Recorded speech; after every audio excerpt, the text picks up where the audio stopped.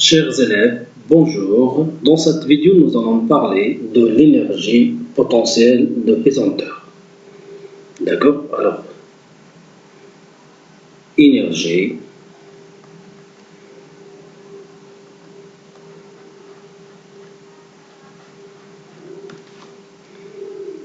potentielle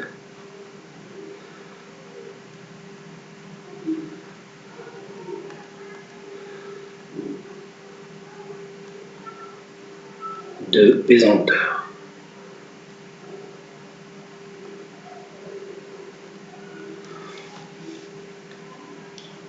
Voilà. Alors, qu'est-ce que c'est que énergie potentielle de pesanteur? Alors, l'énergie de potentiel de pesanteur d'un solide est l'énergie d'un solide dans un champ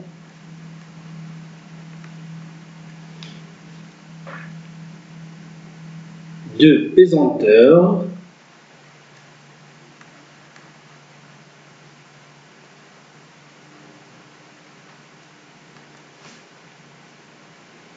grâce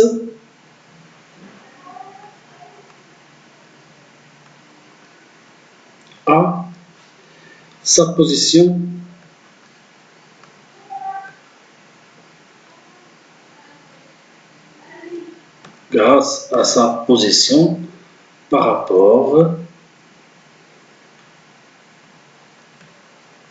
à la Terre. D'accord? Donc voilà l'énergie de potentiel. Alors l'expression de l'énergie de potentiel s'écrit sous la forme suivante. Donc en général, OPP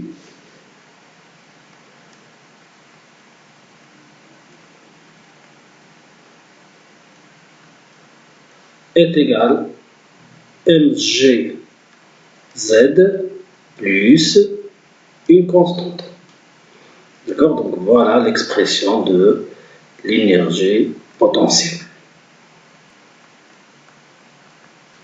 Et par convention,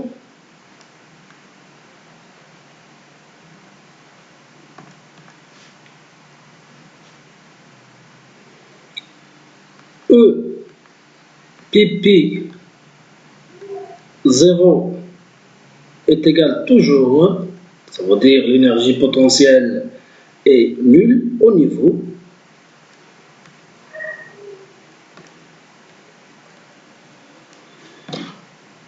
créé comme état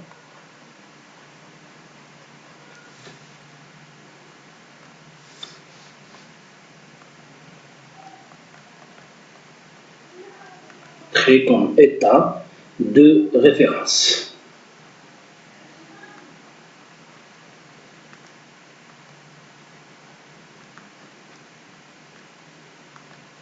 D'accord? Alors, en général, lorsqu'il y a encore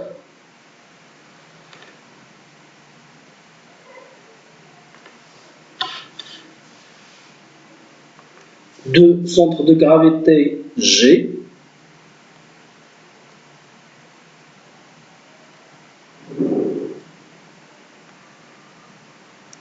d'accord, se déplace d'un point par exemple G1 à G2, d'accord, et lorsqu'on considère Z vers le haut, d'accord,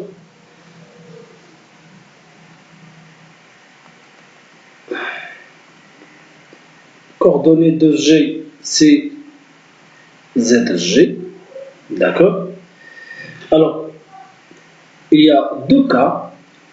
Le premier cas,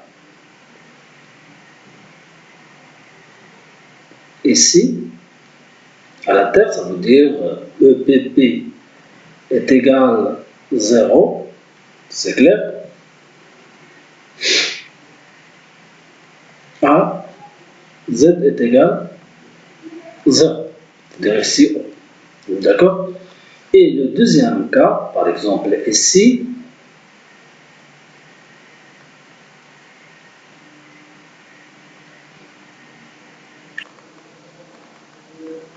E et P, 0 est égal à 0 à Z est égal à Z0. D'accord? Donc deux cas. Deux cas possibles. Ça veut dire qu'on peut prendre deux états de différence, soit le premier cas, soit le deuxième cas. Alors, le premier cas,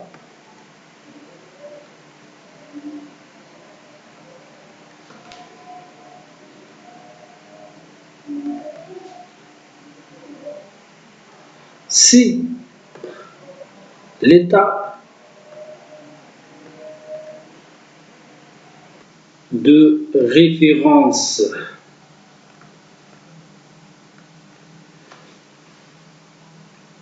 EPP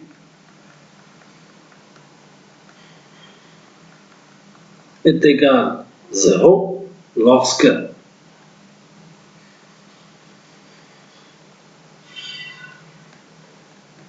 Z est égal à 0, ça veut dire ce cas, d'accord, le premier cas, voilà, EPP est égal à 0 à Z est égal à 0, alors dans ce cas, EPP est égal à 0, donc 0 est égal à MG fois 0 plus C est égal implique. Alors on a remplacé EPP par 0, d'accord, Z par 0, d'accord, EPP est égal à 0 lorsque Z est égal à 0. Donc on trouve tout simplement que C est égal à 0. Alors l'expression générale de l'énergie potentielle EPP est égale tout simplement M fois G fois Z. Donc voilà l'énergie de premier cas. Le deuxième cas, d'accord? Alors le deuxième cas, si l'état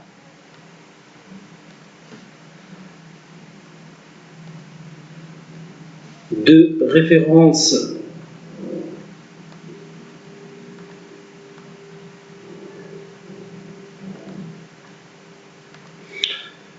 EPP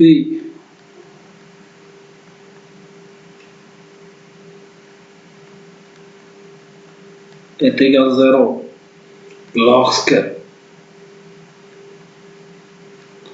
Z est égal à Z0, ça veut dire ce cas, d'accord, voilà. Alors dans ce cas, 0, OPP est égal à 0 toujours, hein, attention, dans l'état de référence, c'est clair, est égal à M fois G fois Z0, plus la constante, alors C est égal tout simplement moins Mg Z0, d'accord? Alors, dans ce cas, EPP est égal à MGZ, voilà, MGZ, plus la constante qui est égale à moins MGZ0.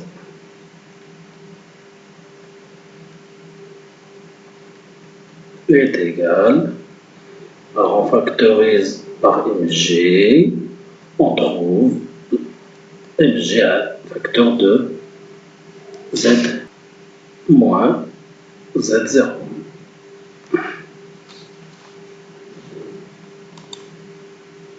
Donc voilà l'expression de l'énergie potentielle lorsque Z différent 0. D'accord?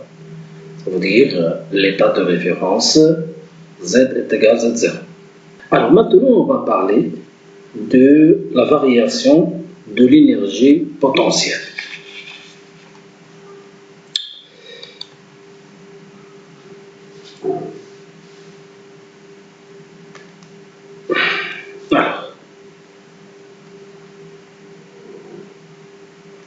Alors,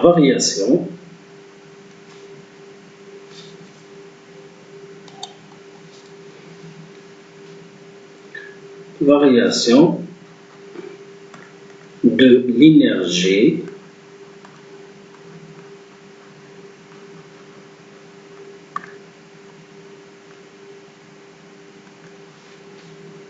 potentielle.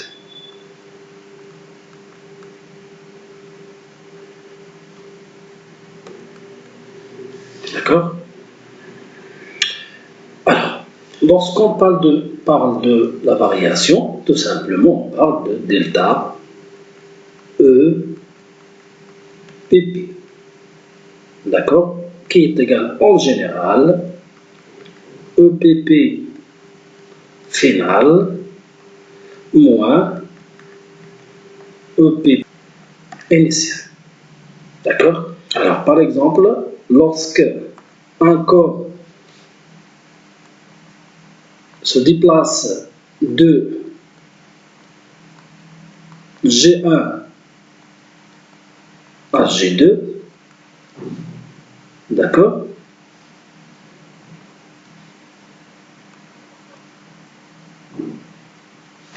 C'est clair? Alors, dans ce cas, delta EPP est égal à mg Z2, voilà Z2, la projection de G2 sur Z, Z2, et voilà Z1, la projection de G1 sur Z. Alors, mgz2 moins mg Z1. D'accord? Alors, est égal, on factorise par mg, facteur de Z2 moins Z1. C'est clair? Donc, voilà la variation de l'énergie potentielle. Et on a vu dans la vidéo précédente que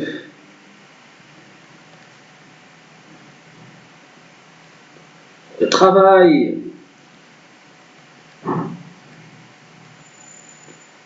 de P de G1 jusqu'à G2, ça veut dire le déplacement du solide de G1 vers G2, d'accord? Alors on a trouvé que le travail du poids d'un solide est égal à mg facteur de Z1 moins Z2. D'accord? On a déjà trouvé cette expression. Alors, on note cette expression, la relation numéro 1, et cette expression, la relation numéro 2. D'accord?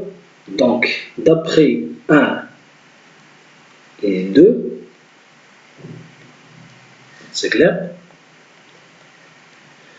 Alors, comme vous voyez, la variation de l'énergie potentielle est égale à mg Z2 moins Z1, d'accord, toujours, et aussi, le travail du poids est toujours égal à mg facteur de Z1 moins Z2, bien sûr, lorsque Z vers le haut, d'accord, il faut faire attention avec Z.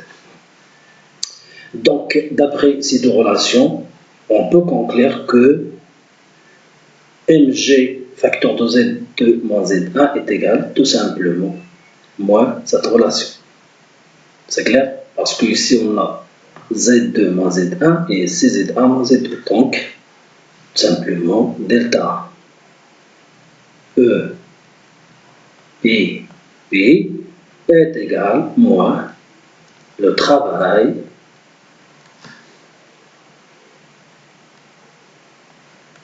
du poids de G1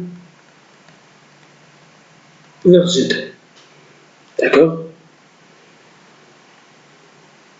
Voilà, on a démontré que la variation de l'énergie potentielle est égale à moins le travail du poids. D'accord? On remarque. Alors, delta OPP, c'est une valeur algébrique. Ça veut dire peut être positive et peut être négative. D'accord? Alors, delta OPP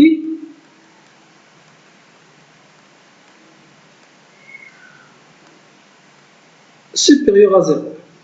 Ça veut dire quoi? Supérieur à 0, ça veut dire Z2 supérieur à Z1. D'accord? Donc si Z2 supérieur à Z1, ça veut dire que cette valeur est supérieure à 0. Donc Mg aussi supérieur à 0. Donc MgZ2 moins Z1 supérieur à 0.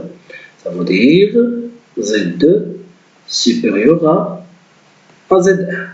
Dans ce cas, le corps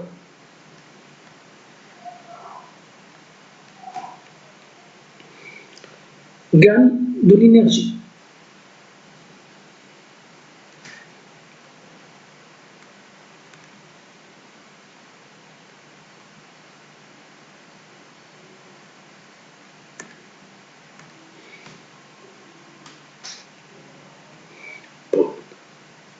Gagne de l'énergie potentielle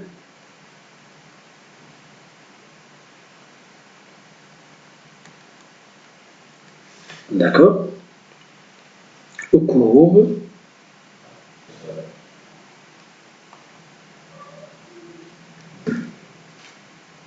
de sa montée.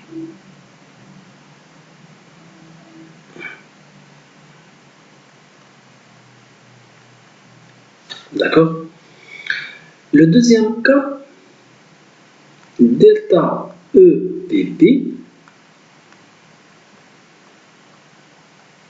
inférieur à 0. Qu'est-ce que ça veut dire? Ça veut dire lorsque Z2 inférieur à Z1.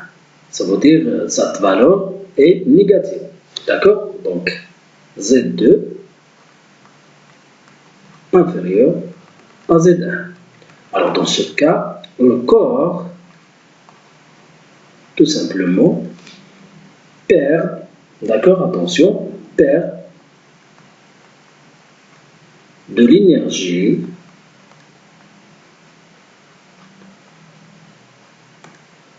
potentielle.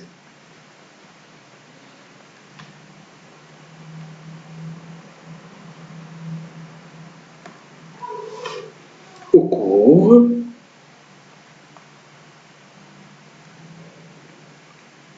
de sa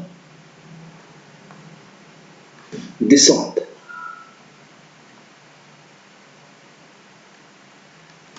D'accord? Donc voilà les deux cas possibles de variation de l'énergie potentielle. Donc lorsqu'elle est positive, ça veut dire le corps gagne de l'énergie potentielle. Si elle est négative, donc le corps dans ce cas perd de l'énergie potentielle. Voilà mes chers élèves, c'est la fin de cette vidéo de révision et à la prochaine vidéo Inch'Allah. Salam alaikum wa rahmatullah.